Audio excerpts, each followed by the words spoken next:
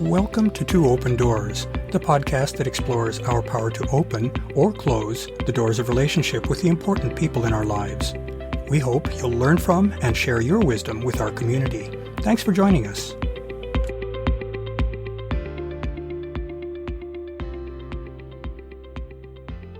What are intimate relationships good for anyway? We know that they can be a source of great pain and disappointment when our partner makes choices that may differ from what we prefer or when those choices don't otherwise please us. In addition, being in close connection with someone puts us at risk of being rejected or betrayed. It seems that there's a lot of downside in opening ourselves up and connecting deeply with another person. Vulnerability is risky. What's on the positive side of the ledger? As an intensely social species, we humans are interdependent with one another. We rely on help from others to cope with life's physical challenges, and we also rely on one another to help give our lives purpose and meaning. Being in relationship with others contributes to our survival and thriving. As humans, though, we look beyond mere survival to find meaning in our lives. Though many other animal species show signs of intelligence, there's no clear indication that other species seek meaning for their existence.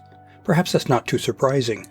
The ability to comprehend meaning is contingent on an ability to deeply understand how the world works and to pursue goals that are much more abstract than figuring out how to successfully hunt prey or secure a mate for reproduction. To seek meaning is to have a sense of purpose or significance in what we do. It's a pursuit of our vision for how what we do can hopefully positively affect the lives of others and the conditions in which we all live. It requires seeing our lives as part of something bigger, something that extends beyond us and beyond the current moment in time. For some, this quest leads them in the direction of systems of religious belief and practices. For others, it takes them on a secular journey of self-exploration and deeper social awareness and engagement. Relationships take us out of ourselves and they connect us with others. To be in relationship is to have an outward focus and to expand our inner world to encompass the worlds that other people inhabit.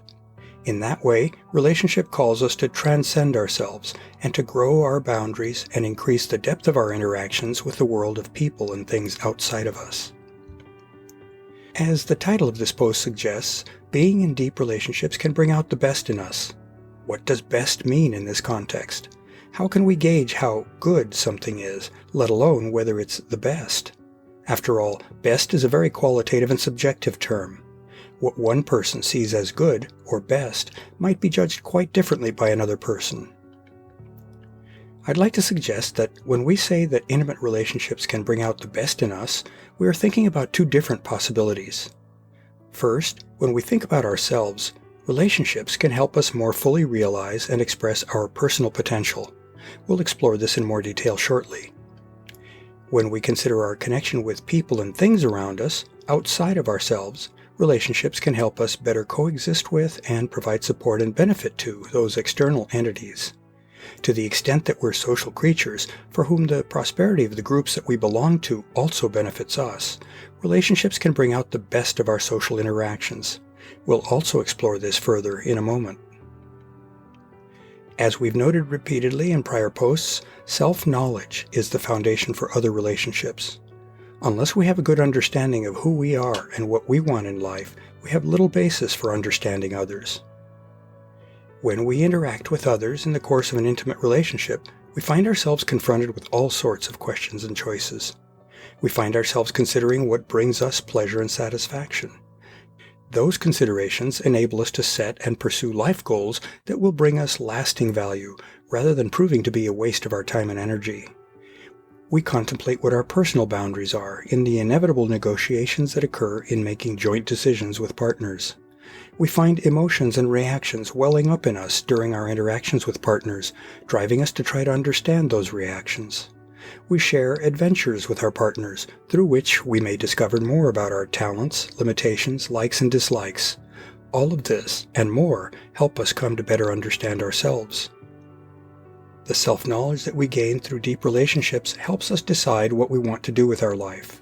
For example, what we learn in our relationships can help us better choose the sorts of employment, entertainment, and social contributions that bring us the most pleasure and satisfaction. The self-knowledge that we acquire through our deep relationships can guide us toward more fully liberating our personal potential. Basically, our deep relationships help us discern what makes us truly happy and contented.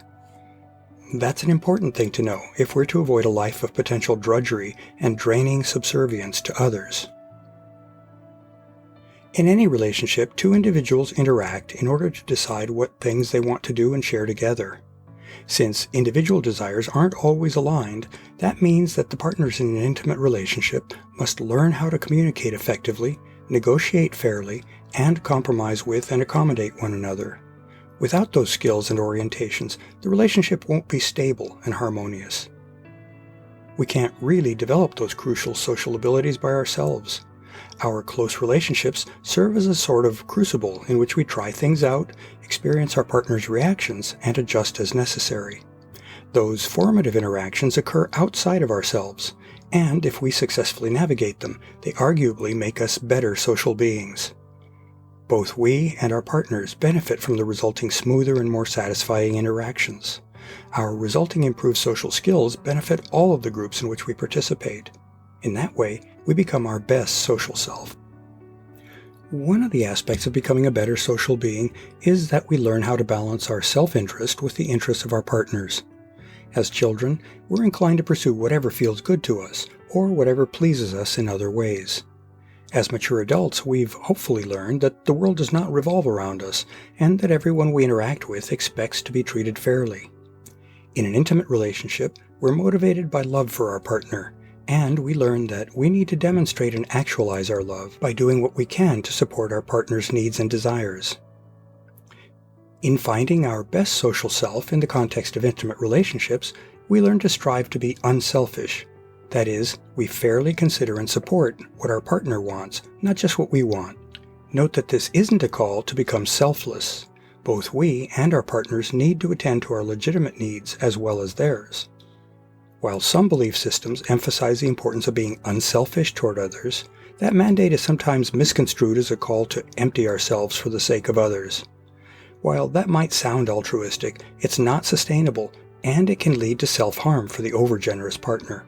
That's certainly not a healthy goal to set.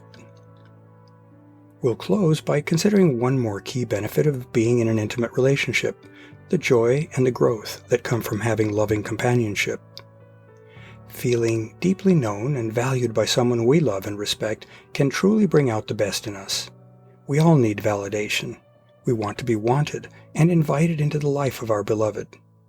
Feeling treasured in that way enables us to feel secure, which in turn tends to promote our generosity and our own desire to know and share caring for our intimate partner.